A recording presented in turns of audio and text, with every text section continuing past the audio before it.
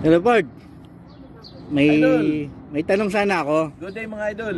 Greet ka muna sa ating mga subscriber. Ayan, shout out sa lahat ng mga followers natin. Magandang umaga sa inyong lahat. Okay. Idol, for info lang, kailan ka dumating dito sa Saudi? Ilang taong ka na dito sa Saudi? Medyo matagal-tagal na rin idol. Around 15 years na siguro. Matagal na rin pala. Oo, mga 15 years na. Since 2019. 2009. 2009, oo. Yeah. Ganun nga. Oo. So, bago ka nagpunta ng Saudi, ano yung trabaho mo sa Pinas?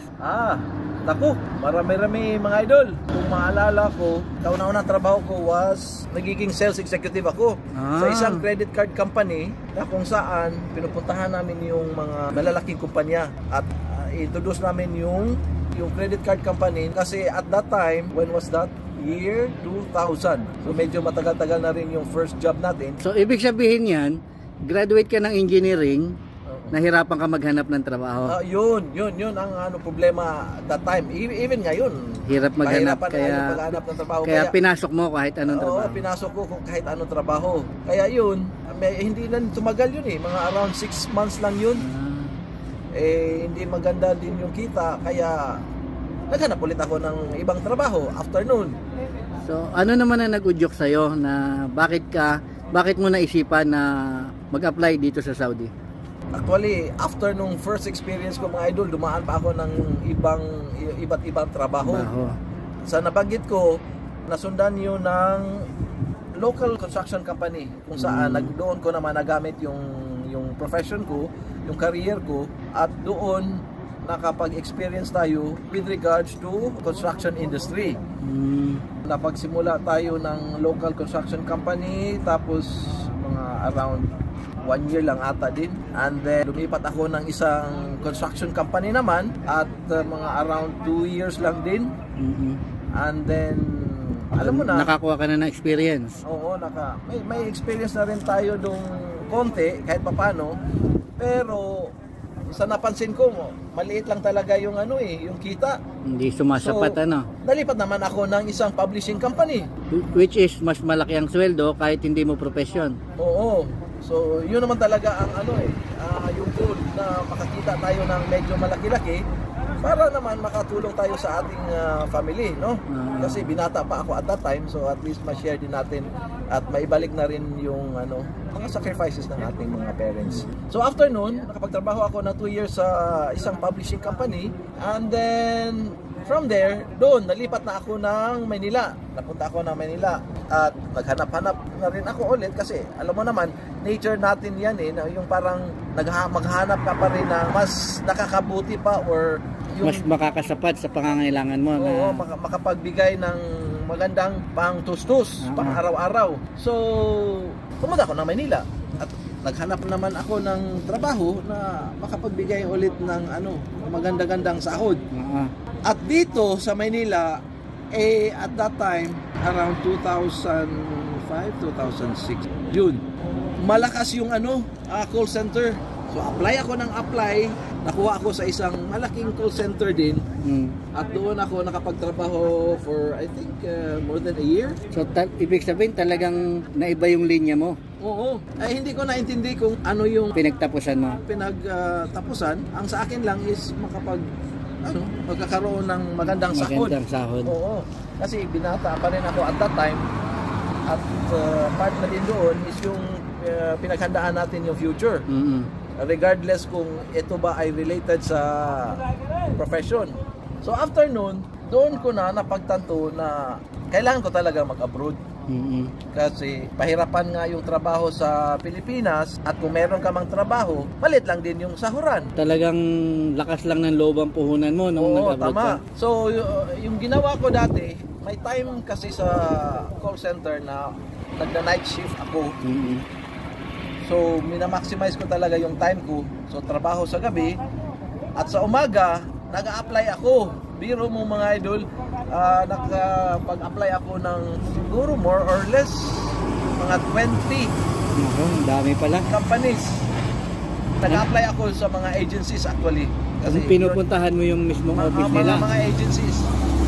Kasi safe naman talaga pag agency talaga ang nagbibigay sa iyo ng trabaho. So, that time, nabigyan na rin tayo ng pag-asa nung nakatanggap ako ng tawag kung saan yung company na yun ay magkakaroon ng interview doon sa Pinas, which is yung company natin ko ngayon. Oo. Okay. Pumunta naman talaga sila doon at the following month saka na ako dito lumipad dito sa Saudi. Pinalad naman na nakapasa, no? That was in the year 2009. Wala naman silang tanong-tanong. Tinignan na yung resume ko, ganito, ganyan, ganyan. So, nagustuhan naman nila ako. At ngayon, yun pa rin ang ating kumpanya na pinagtatrabahuan. So, nung dumating ka ng Saudi, sa Pinas, galing ka ng call center. Okay. Pagdating mo sa Saudi, ano agad yung naging trabaho mo? Trabaho, construction na. Construction na. Kasi construction company naman talaga yung nag-hire natin. Site engineer ka na nun. Oo. At pinapakita naman natin na may kakayahan naman talaga tayo mga Pinoy. So in short, to make the long story short, okay. Ngayon, after 2009, after around 15 years, okay. Ano na yung position mo sa company ngayon? Ngayon, medyo na-promote naman tayo. As a manager. Correct? Ganun na nga. So siguro, ibig sabihin talaga, laban lang, tiis lang. Oo, tiis lang, konting pasensya.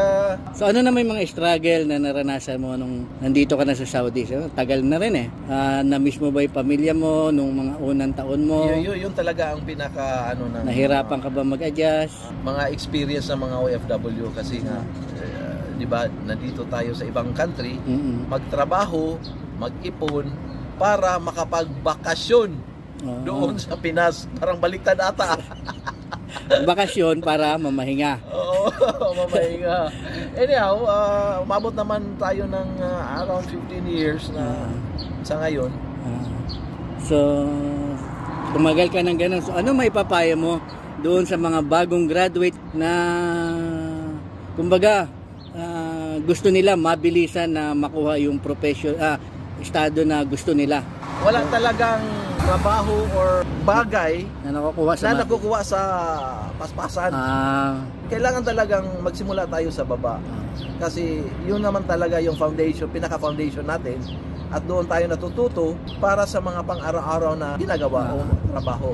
So, sa ngayon, ano ang siguro marami na rin tayo na ipundar sa Pinas sa tagal na yon, di ba?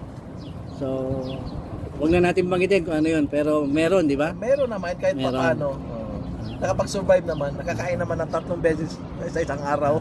Yun nga lang, sakripisyo para sa pamilya. Oo, yun, tama yun. Yun ang, so, may, sa huling baka may gusto kang ma-share na munting paalala sa mga bago sa Saudi. Aha. Yung ano pala dyan, yung mga baguhan or yung may planong gusto mag-abroad, in general na lang, no? Not particularly in Saudi, kahit saang bansa kayo mapunta, sipag at tiyaga lang talaga. At alalahanin natin na yung family natin is yung first priority. Ayan. Salamat, kasi Idol. Lahat namang mga ginagawa mo ay para naman sa family mo. So ayun, Idol.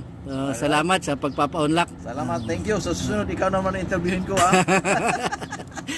Okay, thank you, Idol. Thank you.